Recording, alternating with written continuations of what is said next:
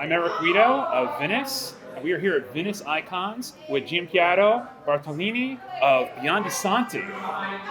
So, tell me, taking the role of CEO of Biondi-Santi has to be like a tremendous responsibility. Um, what was it like finding yourself suddenly overseeing one of the most important historic estates in Montalcino? Has been very, very difficult at the beginning because I still remember the first day I arrived at Biondi-Santi was November 2018. And when I entered that old villa where you came once a couple of years ago, I really felt the responsibility of the heritage of what we have inherited there. So the beginning has been difficult because many people were skeptical. You know, the ownership has changed at Biondi-Santi, so we had to reestablish the connection with all the people, the critics, the sommelier, the trade, and to show that we were serious in preparing the future by investing very much in our production, in our vineyard, in the way we were approaching the future. So that's what we are doing today. So it's been difficult, but with a lot of passion and I would say high responsibility for what we do every year there. Well, I've certainly noticed, being someone who has drank a lot of Biondi-Santi in my time, that while you have been respecting the traditions of Biondi-Santi, that you have certainly brought a new energy and a level of purity to the wines. Can you talk a little about what you've done to bring that to the forefront? Yeah, I mean, as many times I mentioned, we are doing evolution and not revolution at Biondi-Santi, which means we keep doing what the family has been doing, but we want to be more precise in everything we do. So this purity it really comes from small changes that we have implemented in all our production. From the selection of the grape, we are more precise. In the aging process, now we are more, I would say, precise because we invested in new cask. We found very old cask at the estate, which were substituted, at least half of the capacity. And all these very small changes brought the beauty of our soil into the bottle in a more purity way. So it's not just one thing, but it's a series of detail that we are implemented year after year. So the winery is located in the northern part of Montalcino. Are the vineyards situated mainly around the winery, or do you use the advantage of having vineyards throughout Montalcino? No, we have, in total today we have 33 hectares. The majority is around the estate, around the cellar. And then we are other 4 places where we have vineyard, but all located in the northeast part of the hill of Montalcino.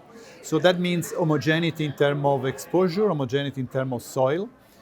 And at the end, that should deliver the same style that the family has always been producing in the 120 years of history. And now, when it comes to the vines and any form of replanting, older vines, what is your program for deciding the vines to use when you're replanting, or if you were to need to replant a new vineyard? Well, we have an ongoing program which was stretched at the beginning because we had to replant at least 6-7 hectares when we arrived. So it was a large proportion of our property, which were replanted. And now we keep going with as much small percentage of vineyard every year. And the way we are changing this is not being anymore with just one clone, which was the philosophy of the family in the past, the famous BBS 11, which was selected by Franco Biondi-Santi in the 70s. Now we are selecting from our mother plant that we found at the estate in our oldest vine from the 1930s. We are selecting new plants. We are recreating basically a mix of different plants to create something which is more suitable for the changes that we are facing in the climate. And since we want to respect the style, we need to change something. Otherwise, with the new climate, you will not get the same style. And that's what we are trying to do in the vineyard with this new selection of modern plants that we have inherited there. And you touched on a very good topic. So when it comes to global warming in Montalcino, is what you're doing with the plants and finding the proper clones. Is that the majority of the work you're doing to combat global warming, or are there other things that you're implementing as well? No, there are other things. I mean, global warming is an issue, we know. Since 2003 in Italy, the temperature is steadily growing at a completely different pace. So we need to work in that. And we are using several different things. One definitely is the clone, which will take years to understand effectively the reaction. But then we are also working in the vineyard with a new structural trellising system, which should help us to protect more the fruit from the heat. Mm-hmm.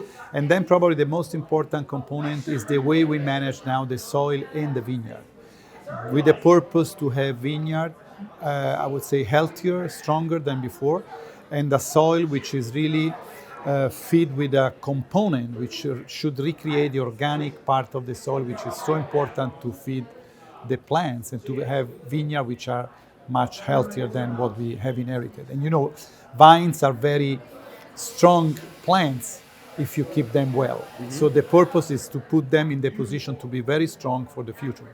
And then we should afford in a different way the global warming. Well, I can say, having just recently tasted your 2018 a couple of times in the last couple of days, that you found a tremendous balance in 2018, which is a vintage that I find to be very variable throughout the region. Yeah. What would you say is, how did you find that balance in 2018? Well, 2018, as you know, has been very, very difficult. It was cold, was very rainy. We got 44 days of rain from April to September. But at the end, we were very lucky because in September, at the end of the maturation period, we got a few days with a very nice tramontana wind from the north, which really dressed up all our vineyard and the fruit. And the fruit at that moment was perfectly to pick. So we were very lucky to get that spot and to bring a lot of fruit inside, very healthy fruit, which were very balanced. At the end, what we got is really to choose the right moment to pick the fruit. And also, that was the first vintage that could really benefit from the new fermentation room, which give probably the clarity and the cleanness that you can find in this specific vintage. It's a very elegant, very Biondi-Santi vintage, I would say.